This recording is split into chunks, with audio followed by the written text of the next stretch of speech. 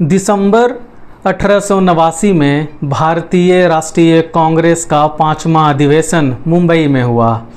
यह अधिवेशन इसलिए भी खास रहा क्योंकि भारतीय महिलाओं को पहली बार राजनीतिक माहौल में अपनी बातें रखने का मौका मिला। इस अधिवेशन में अमेरिका और इंग्लैंड घूमकर लौटी 31 वर्षीय एक तेज तरार महिला ने जब बोलना शुरू किया तो पुरुषों की भीड़ ने कहा, आवाज़ नहीं आ रही। उस महिला ने मुस्कुराते हुए कहा, भाइयों, मुझे कोई हैरानी नहीं कि मेरी आवाज़ कमज़ोर है, क्योंकि आपने कभी किसी स्त्री को यह मौका दिया ही नहीं कि उसकी आवाज़ मजबूत हो सके। मशहूर लेखक सुजाता इस कथन को उद्धृत करते हुए लिखती हैं कि उस महिला का यह कथन पितृसत्ता को बढ़ावा देने वाली उस मानसिकता के खिलाफ था जिसने महिलाओं को शिक्षित होकर अपनी बातें रखने का कभी मौका नहीं दिया। 31 वर्षीय इस तेज तरार महिला का नाम था पंडिता रमाबाई। वही पंडिता रमाबाई जिन्हें तिलक ने कभी एक धोखेबाज महिला तो कभी एक पागल कुत्ता कहकर संबोधित किया। आज की इस वीडियो में हम विस्तार से चर्चा करेंगे पंडिता रमाबाई के बारे में। सुजाता की लिखी हुई किताब पंडिता रमाबाई एक विकल विद्रोहिणी के हवाले से।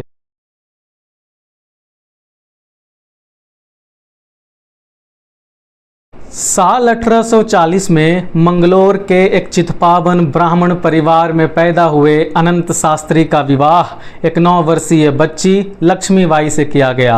यह उनका दूसरा विवाह था। पहली पत्नी का निधन कुछ वर्ष पहले ही हो चुका था। अनंत शास्त्री ज्ञान की प्राप्ति के लिए लड़कपन में ही घर से भाग गए और शंकराचार्य के श्रृंगारी मठ में रहकर संस्कृत का अध्ययन करने लगे। जब उनका विवाह लक्ष्मी से किया गया तो उन्होंने यह फैसला किया कि वह लक्ष्मी को संस्कृत की शिक्षा देंगे।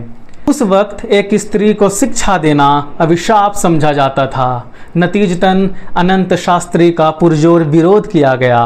किसी ने उपहास उड़ाते हुए कहा, अब यह मुर्गियों को पढ़ना लिखना सिखाएगा।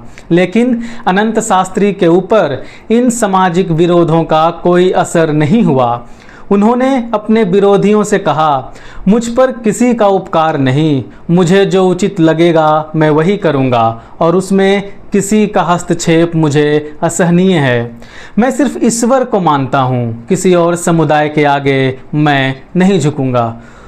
अनंत शास्त्री को लगा कि यदि वह शास्त्रों का सहारा लेकर लोगों को समझाएं कि शिक्षा का अधिकार स्त्री को भी है तो लोगों का विरोध थम जाएगा। लेकिन अफसोस कि ऐसा कुछ नहीं हुआ। नतीजतन उन्हें अपना घर छोड़कर एक घने जंगल में बसना पड़ा। 1858 में इसी घने जंगल में रमाबाई का जन्म हुआ। रमाबाई के माता पिता अक्सर तीर्थ यात्राएं किया करते थे। रमाबाई के पैदा होने के बाद भी यह यात्राएं जारी रहीं। यात्राओं के दौरान परिवार के सभी सदस्य पुराणों और मिथकीय कथाओं का वाचन किया करते थे। कुछ लोग खुश होकर जरूरत का सामान उन्हें दे दिया करते। इस तरह उनकी आजीविका चलती। रमाबाई की मां लक्ष्मीबाई ही उनकी पहली शिक्षक थीं। उन्होंने रमाबाई को संस्कृत के हजारों श्लोक याद करवाए। सुजाता अपनी किताब पंडिता रमाबाई विकल विद्रोहिणी में लिखती हैं, रमाबाई के 15 साल के होने तक लक्ष्मीबाई ने उसके दिमाग को इस तरह अनुकूलित और प्रशिक्षित कर दिया था कि वह आगे की पढ़ाई दूसरों की न्यूनतम सहायता लेते हुए अपने आप आगे बढ़ा सके। 1876 और 1878 के बीच बॉम्बे और मद्रास प्रेसिडेंसी में भीषण अकाल पड़ा। इसका असर रमाबाई और उनके परिवार पर भी हुआ। उन लोगों ने लगभग 2 हफ्ते पानी, पत्ते और जंगली खजूर खाकर बिताया। अनंत शास्त्री की तबीयत बिगड़ने लगी। जब रमाबाई सिर्फ 16 साल की थीं तो अनंत शास्त्री ने जल समाधि लेकर अपनी जीवन लीला समाप्त कर लिया। कुछ दिनों के बाद उनकी मां भी चल बसी। रमा की बड़ी बहन कृष्णाबाई की मौत भी भूख और हैजा से हो चुका था। माता पिता का सर से साया उठने के बाद पंडिता रमाबाई को सहारा दिया भाई श्रीनिवास ने। दोनों ने यात्राएं जारी रखीं। यात्राओं के दौरान श्रीनिवास और रमा भाषण दिया करते थे। अपनी भाषणों में रमाबाई अक्सर स्त्री शिक्षा पर जोर दिया करती थी। देखते ही देखते संस्कृत बोलती इस शिक्षित स्त्री की चर्चाएं देश विदेश में फैलने लगी। कोलकाता विश्वविद्यालय के सीनेट हॉल में रमाबाई का संस्कृत में दिया गया भाषण उनकी यश में इजाफा किया। सीनेट हॉल में संस्कृत के कई विद्वान मौजूद थे। इसी सभा में पंडिता रमाबाई को सरस्वती की उपाधि मिली और वह पंडिता रमाबाई सरस्वती कहलाई। कलकत्ता में ही रमाबाई की मुलाकात हुई ब्रह्म समाज के केशव चंद्र सेन से। उन्होंने रमाबाई को ऋग्वेद और उपनिषद पढ़ने की सलाह दी। केशव चंद्र सेन से मुलाकात के पहले रमाबाई ये मानती थीं कि स्त्रियां वेद पढ़ने के लिए उपयुक्त नहीं हैं। सुजाता अपनी किताब पंडिता रमाबाई विकल विद्रोहिणी में लिखती हैं, कुछ दिन लगे उसे खुद को ही इस बात के लिए तैयार करने में कि स्त्री होकर वह वेद पढ़ सकती है। शुरुआत उसने उपनिषद पढ़ने से की, फिर वेदांत और अंत में वेद। पढ़ने से उसकी उत्कंठाएं शांत नहीं हुई, बल्कि उसकी बेचैनी और बढ़ गई और वह खुद से और अधिक असंतुष्ट महसूस करने लगी, मानो अब तक जो मानती आई, जिसमें आस्था रखी, उसी से छली गई हो। बंगाल की सरजमी पर ही पंडिता रमाबाई की मुलाकात होती है बिपिन बिहारी दास मेधावी से। बिपिन बिहारी दास पेशे से वकील थे। दिसंबर 1879 में पंडिता रमाबाई को सिलहट जिला स्कूल में आमंत्रित किया गया था। यहाँ बिपिन बिहारी दास भी मौजूद थे। उन्होंने रमाबाई का पूर्ण जीवन परिचय श्रोताओं को दिया। यह मुलाकात दोस्ती में बदली और दोस्ती प्यार में। दोनों ने 13 नवंबर 1880 को कोर्ट मैरिज किया, लेकिन महज 1.5 साल के भीतर ही विपिन बिहारी दास मेधावी का कॉलरा से निधन हो गया। इस वक्त रमाबाई सिर्फ 24 साल की थीं। अब पंडिता रमाबाई को न सिर्फ अपनी जिंदगी जीनी थी, बल्कि अपनी बच्ची मनोरमा की जिंदगी भी संवारनी थी। पंडिता रमाबाई जब शादी के बंधन में नहीं बंधी थीं, तब आर्य समाज के संस्थापक स्वामी दयानंद सरस्वती ने रमाबाई को मेरठ के एक आश्रम में आमंत्रित किया। दरअसल स्वामी दयानंद सरस्वती मेरठ कन्या विद्यालय के लिए एक स्त्री शिक्षक तलाश रहे थे। उन्होंने रमाबाई की चर्चाएं सुनी और उन्हें मेरठ आमंत्रित किया। मेरठ के आश्रम में रमाबाई ने कुछ व्याख्यान दिए और शाम को वह दयानंद सरस्वती की उपस्थिति में वैशेषिक दर्शन भी पढ़ने लगी। दयानंद इस बात में तो यकीन रखते थे कि स्त्रियों को धार्मिक शिक्षा मिलनी चाहिए, लेकिन उनका विचार था कि रमाबाई को ब्रह्मचारिणी ही रहकर स्त्री उत्थान के कार्य में संलग्न होना चाहिए। लेकिन रमाबाई ने दयानंद सरस्वती को यह साफ साफ कह दिया कि वह ब्रह्मचारिणी रहकर स्त्री उत्थान का कार्य नहीं कर सकती।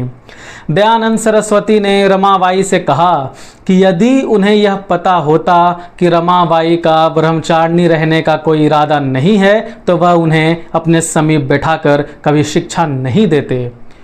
सुजाता इस घटना का जिक्र करते हुए लिखती हैं, समाज की लिंग भेदी संरचना न जाने कितनी सारी सहज स्थितियों को असहज बना देती है।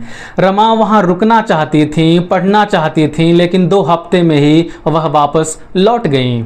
अपने पति के मौत के बाद पंडिता रमाबाई पुणे आ गईं। पुणे के अभयंकर बाड़ा में उनके रहने का इंतजाम किया गया। पुणे में उनकी मित्रता हुई 19 साल की रमाबाई रानाडे से। रमाबाई रानाडे बॉम्बे हाई कोर्ट के जज और इंडियन नेशनल कांग्रेस के संस्थापक सदस्यों में से एक जस्टिस गोविंद रानाडे की पत्नी थी। रानाडे दंपत्ति के घर ही रमाबाई का पुणे में पहला वक्तव्य हुआ। फिर प्रार्थना सभा से जुड़े सभी सदस्यों के घर में उनका व्याख्यान जारी रहा। रमाबाई पुराण की व्याख्या अपने शब्दों में किया करती थीं। पुराण की व्याख्या करते हुए वह अक्सर महिला शिक्षा से जुड़ी सीख भी लोगों को दिया करती थीं। पंडिता रमाबाई जब पुणे आईं तो वह एक विधवा थीं। गर्दन तक कटे हुए बाल और सफ़ेद साड़ी उनके विधवापन की निशानी थी। 19वीं सदी का भारतीय समाज इस बात के लिए कतई तैयार नहीं था कि एक विधवा महिला शिक्षा का प्रचार प्रसार करे। नतीजतन रमाबाई की करीबी मित्र रहीं रमाबाई रानाडे को उनके ससुराल वालों ने सिर्फ इसलिए खाने के बर्तन और घर की महिलाओं को छूने से मना कर दिया क्योंकि वह रमाबाई की शुरू की गई क्लास में हर रोज जाया करती थीं। पुणे में जस्टिस गोविंद रानाडे ने पंडिता रमाबाई और अपनी पत्नी रमाबाई रानाडे के लिए अंग्रेजी शिक्षा का प्रबंध किया। दोनों सहेलियां मिस हार्फोर्ड से अंग्रेजी सीखने लगीं। पुणे आने के 2 महीने के भीतर रमाबाई ने महाराष्ट्र का पहला महिला संगठन आर्य महिला समाज की स्थापना की। हर शनिवार को आर्य महिला समाज की सभाओं में रमाबाई का भाषण हुआ करता था। अपने एक भाषण में पंडिता रमाबाई कहती हैं, पुरुष हमें गुलाम के रूप में देखते हैं। हम इस स्थिति से खुद को बचाने के लिए हर संभव प्रयास करते हैं। कुछ लोग कहेंगे यह तो पुरुषों के लिए विद्रोह है, यह पाप है। असल में पुरुषों के बुरे कामों को प्रतिरोध किए बिना वक्स देना और उनका खुद पर कोई असर न पड़ने देना पाप है। आर्य महिला समाज का उद्देश्य था अतीत से चली आ रही बाल विवाह की प्रथा का विरोध करना, अज्ञानता के प्रति स्त्री समाज को सजग करना, धर्म और नैतिकता के नाम पर दयनीय स्थिति में पहुंचा दी गई स्त्री जाति का उत्थान करना। 30 जून 1882 को पंडिता रमाबाई की किताब स्त्री धर्म नीति प्रकाशित हुई।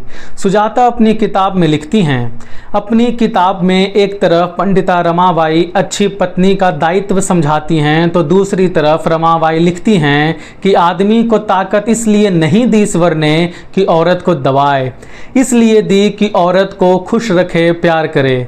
स्त्रियां मर्दों की चापलूसी न करें, योग्य बने ताकि पुरुषों का हाथ बटा सकें और बदले में बचा हुआ समय पुरुष देश की तरक्की में लगा सके। स्त्री धर्म नीति में रमाबाई लड़कियों की शादी के बारे में लिखती हैं कि पढ़ने की उम्र में लड़कियों की शादी नहीं होनी चाहिए। विवाह के समय उनकी उम्र कम से कम 20 साल हो। विवाह पूरी उम्र का मामला है, इसलिए दोनों को ठीक से जांच पड़ताल करने का हक है। और वह स्त्रियों को इस किताब में सलाह देती हैं कि स्त्रियां सब कुछ पढ़े, वह व्याकरण भी पढ़े, इतिहास भी, भूगोल, अर्थशास्त्र, अंकगणित आदि इत्यादि। भारत में शिक्षा सुधार के लिए साल 1882 में हंटर कमीशन का गठन किया गया। हंटर कमीशन के समक्ष पंडिता रमाबाई को भी अपनी बातें रखने का मौका मिला। हंटर कमीशन ने पंडिता रमाबाई से पूछा कि मौजूदा शिक्षा व्यवस्था में आपको क्या कमी दिखाई देता है। इस सवाल का जवाब देते हुए रमाबाई ने कहा, भारत में स्त्री शिक्षा की सबसे बड़ी कमी महिला डॉक्टरों का अभाव है। देश में अच्छे डॉक्टर तो हैं, लेकिन कोई महिला इस पेशे में नहीं है। इस देश की औरतें बाकी दुनिया की औरतों के मुकाबले अधिक संकोची हैं। ज़्यादातर औरतें मर जाना चाहेंगी बजाय इसके कि एक पुरुष से उन्हें बात करनी पड़े।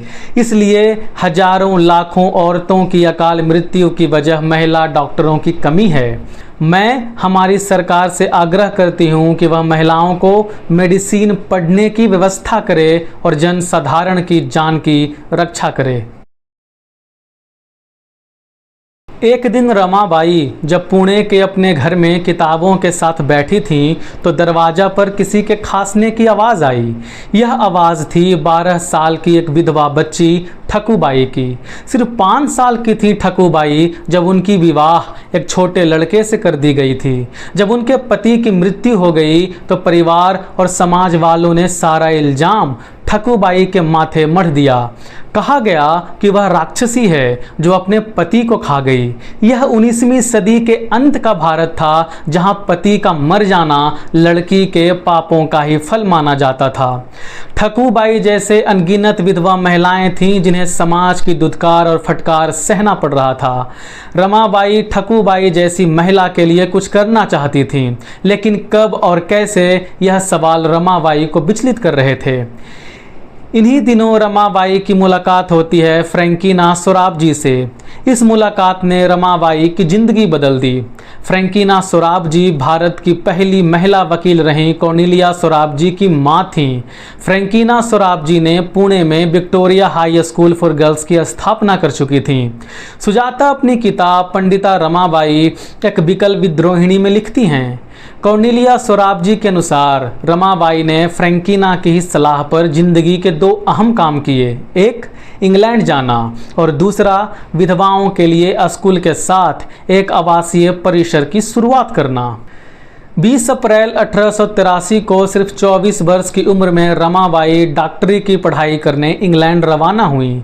यहाँ सिस्टर जेरेल्डीन के घर में रमाबाई अपनी बेटी मनोरमा के साथ रहने लगी। इंग्लैंड जाकर रमाबाई को गहरा धक्का लगा जब उन्हें डॉक्टरी की पढ़ाई के लिए उपयुक्त नहीं पाया गया। दरअसल एक जांच में यह पता चला कि रमाबाई को सुनने में भारी दिक्कत है जो उन्हें डॉक्टरी के पेशे के लिए अनुपयुक्त बनाता है। बाद में यह तय किया गया कि रमाबाई को टीचर ट्रेनिंग दिया जाएगा ताकि वह भारत लौटकर महिलाओं के लिए स्कूल खोलें। 29 दिसंबर 1883 को रमाबाई ने मनोरमा के साथ ईसाई धर्म अपना लिया। साल 1884 में रमाबाई ने बतौर शिक्षक और विद्यार्थी चेल्टेनहेम महिला कॉलेज ज्वाइन किया। वह यहाँ संस्कृत पढ़ाती थीं और अंग्रेजी साहित्य, गणित और विज्ञान पढ़ती थीं। इंग्लैंड में रहते हुए पंडिता रमाबाई का जीवन बिल्कुल आसान नहीं था। उन्हें सिर्फ और सिर्फ स्वतंत्र और स्वायत्त महिला होने की वजह से चौतरफा आलोचना का सामना करना पड़ रहा था। मसलन किसी पादरी ने सिस्टर जेरेल्डीन से कहा कि भारत से आने वाली महिलाएं हमारे देश के किसी काम के नहीं हैं। जब चेल्टेनहेम लेडीज़ कॉलेज की प्रिंसिपल मिस डोरोथी बिल ने रमाबाई के सामने इंग्लैंड में रहकर भारत के अखबारों के लिए लेख लिखने और वर्किंग मैन हॉस्टल में भाषण देने का प्रस्ताव रखा तो यह लाहौर और बॉम्बे के बिशप को नागवार गुजरा। बॉम्बे के बिशप ने कहा अगर वह युवा लड़कों को पढ़ाएगी तो उसका असर भारत में भी पड़ेगा। वहीं लाहौर के बिशप ने लिखा कि रमाबाई एक अंग्रेज औरत बन जाएगी। रमाबाई ने इन तमाम आलोचनाओं का जवाब भी दिया। रमाबाई कहती हैं, मैं महंतों और बिशप की बात मानने के लिए बाध्य नहीं हूँ। मैं अनुशासन विहीन औरत नहीं हूँ, न मैं लड़कों को पढ़ाने के लिए बेचैन हूँ। मेरी बेचैनी है वह भेदभाव जिसकी वजह से औरत को समाज में उसकी जायज़ जगह नहीं मिलती। रमाबाई मिस जेरेल्डीन को खत लिखकर कहती हैं, अगर आप और आपके देश के लोग भारत के लोगों पर विश्वास नहीं करते तो कोई खास फर्क पड़ता भी नहीं। जहाँ तक मेरा सवाल है, मैं विश्वास करती हूँ और पूरे दिल से अपने देश को प्यार करती हूँ। मैं अच्छे से जानती हूँ कि भरोसा भरोसे को पैदा करता है और प्यार प्यार को। जब लोग दूसरों पर विश्वास करते हैं तो वह उन्हें भी खुद पर विश्वास करने का मौका देते हैं। आपके सलाहकार वह जो भी हैं उन्हें मेरे बारे में फैसला लेने का कोई हक नहीं है। आपकी दयालुता है कि आपने मुझे इस शहर में घर दिया। इसके लिए ताउम्र मैं आपकी एहसानमंद रहूंगी। लेकिन साथ ही यह भी कहना होगा कि आप और आपके मित्रों ने मुझ पर विश्वास नहीं किया, प्रत्यक्ष या प्रक्रांतर से मेरी निजी आज़ादी में दखल दिया। मुझे आपको गुड बाय कहना होगा और अपने रास्ते जाना होगा। इसके लिए ईश्वर मुझे निर्देशित करेगा। 28 दिसंबर 1885 को पेंसिल्वेनिया विमेंस मेडिकल कॉलेज के डीन ने रमाबाई को अमेरिका आने का न्योता दिया। कारण था आनंदीबाई जोशी के डॉक्टर की डिग्री का गवाह बनना। आनंदीबाई जोशी भारत की पहली महिला डॉक्टर बनी। डिग्री पूरी होने से पहले ही उन्हें कोल्हापुर के नवाब ने 300 रुपये प्रति माह की नौकरी का प्रस्ताव भेजा। बस एक शर्त रखी गई जो आनंदीबाई को मंजूर नहीं था। शर्त यह थी कि वह राज परिवार की महिलाओं को देखने की फीस नहीं लेंगी। आनंदीबाई ने जवाब देते हुए लिखा, यह करना मेरे लिए मुश्किल है। मेरे शास्त्र इसकी इजाज़त नहीं देते कि मैं गरीबों से फीस लूं और अमीरों को मुफ्त देखूं।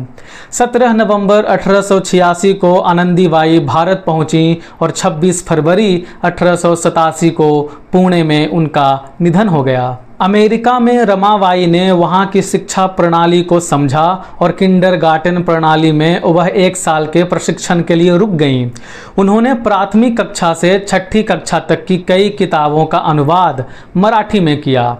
रमाबाई ने अमेरिका में प्रिंटिंग तकनीक भी सीखा। साल 1887 में पंडिता रमाबाई ने विमेंस क्रिश्चियनिटी टेम्परेंस मूवमेंट की बैठक में हिस्सा लिया।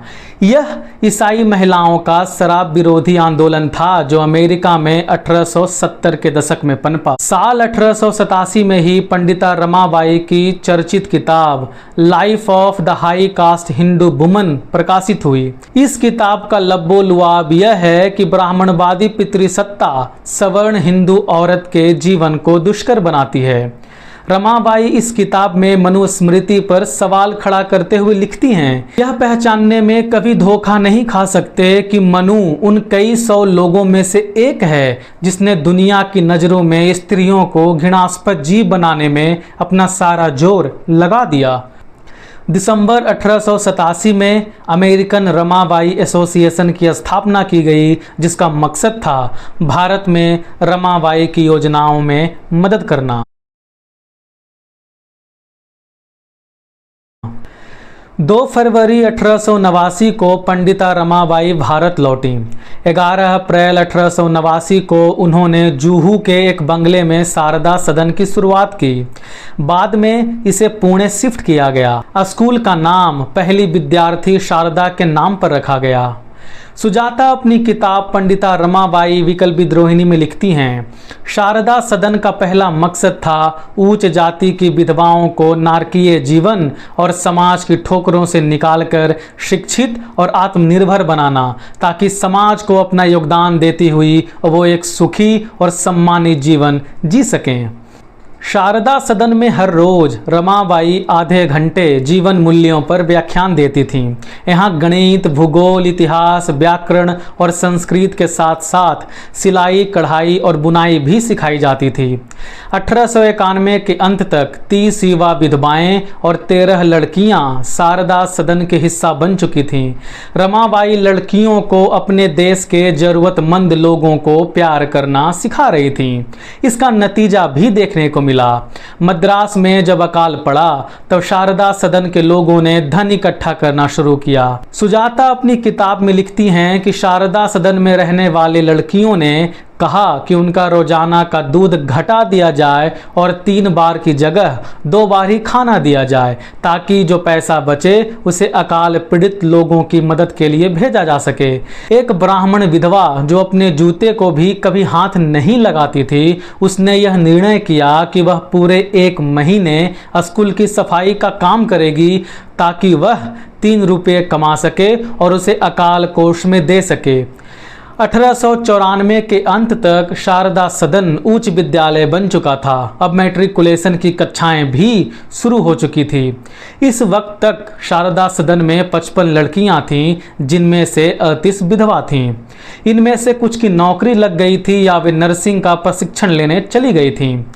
साल 1896-97 में जब भारत में अकाल पड़ा तब शारदा सदन उन तमाम लड़कियों और बच्चों का सहारा बनी जो अकाल और प्लेग से ग्रसित थे। रमाबाई उन दिनों हर रोज एक बैलगाड़ी लेकर निकलती थीं और अकाल और प्लेग से ग्रसित बच्चों को शारदा सदन लाती थीं। शारदा सदन की छात्राओं का काम था इनकी देखभाल करना। जब प्रशासन को पता चला कि शारदा सदन में प्लेग से ग्रसित बच्चे हैं तो रमाबाई को प्रशासन द्वारा पुणे समन किया गया। दरअसल अगर कोई प्लेग पीड़ित मिलता था तो सरकार उसे वहां से निकाल लेती थी। रमाबाई को लगा कि जिन बच्चों को वह लाई हैं वह कहाँ जाएंगे। रमाबाई ने उपाय ढूंढ निकाला। उन्होंने टेंट किराए पर लिए और शहर से दूर केड़गांव नाम की एक जगह में फूस की झोपड़ियां बनाकर उन्हें बसाया गया। जो लोग काफ़ी हद तक ठीक हो जाते उन्हें फौरन शारदा सदन में स्थानांतरित कर दिया जाता था। बाद में केड़गांव में मुक्ति आश्रम स्थापित किया गया। साल 1898 में रमाबाई एक बार फिर अमेरिका रवाना हुई। दरअसल इसी साल अमेरिकन रमाबाई एसोसिएशन के 10 साल पूरे हुए थे। रमाबाई को अमेरिका बुलाया गया ताकि आवश्यकता के अनुसार इस संस्था का पुनर्गठन किया जा सके। रमाबाई ने एसोसिएशन के सामने सालाना $4000 की आवश्यकता सामने रखी। एसोसिएशन ने इस पर अपनी सहमति भी जताई। अमेरिका से लौटने के बाद एक बार फिर रमाबाई के सामने चुनौती थी अकाल पीड़ित लोगों की सेवा करना। वह एक बार फिर अपने स्कूल के बच्चियों के साथ रिलीफ मिशन पर निकल पड़ी। इस बार वेश्यावृत्ति के पेशे में जकड़ी हुई लड़कियों को प्लेग से बचाने का जिम्मा भी उनके कंधे पर था। इस मकसद को मंजिल मिल सके, इसके लिए उन्होंने कृपा सदन की स्थापना की। रमाबाई बाल विधवाओं की जिंदगी संवारने के काम में जीवन पर्यंत लगी रहीं। ऐसे में एनी बेसेंट की कही यह बात रमाबाई कैसे पचा सकती थीं कि विधवाओं का पुनर्विवाह नहीं होना चाहिए। सुजाता अपनी किताब में पंडिता रमाबाई को कोट करती हैं, जब एनी बेसेंट जैसी अंग्रेज औरत को यह घोषणा करते हुए सुनते हैं कि हिंदू विधवा को दोबारा शादी नहीं करनी चाहिए तो ऐसा लगता है दुनिया पीछे की ओर जा रही है। एनी बेसेंट का विचार भी हिंदू महिलाओं को लेकर बेहद पिछड़ा और घटिया था। सुजाता अपनी किताब में एनी बेसेंट को कोट करती हैं, मैं समझती हूँ कि कोई हिंदू नहीं चाहेगा कि अपनी बेटियों को शिक्षा दे और फिर उन्हें आजीविका कमाने के लिए बाहर की दुनिया में मर्दों से संघर्ष करने के लिए भेज दे। शारदा सदन को चलाते हुए रमाबाई को मुश्किलों का सामना भी करना पड़ा।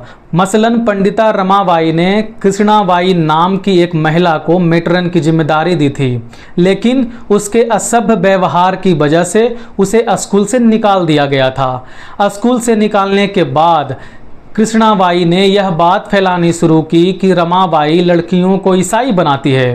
तिलक का अखबार केसरी ने इस खबर को खूब तुल दिया और यह सिद्ध करने की कोशिश की कि शारदा सदन एक मिशनरी स्कूल है और रमाबाई अमेरिका से इसी मकसद के साथ आई हैं।